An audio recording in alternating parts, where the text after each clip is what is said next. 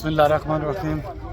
الحمدللہ آج اتوار کا دن 14 ستمبر خیمہ بستی میں موجود ہیں اور الحمدللہ بھائی یہاں پر کام کر رہے ہیں۔ اللہ تعالیٰ تمام بھائیوں کو جزائے خیر دے۔ سخت گرمی میں سب کے لیے پانی اور کھانا لے کر آئے ہیں۔ الحمدللہ تقریباً آج 3000 بندے کا کھانا لے کر آئے ہیں۔ سب بھائیوں کے تعاون کا شکریہ، جزاک اللہ خیر۔ اب نہیں رک سکے گا ہمارا مشن، ہوگا ناکام اب ہر توے چمن، جس نے زخمی کیا ہے ہر ایک گل بدن، خود وہ سیاد ہے آج بے جان و تن۔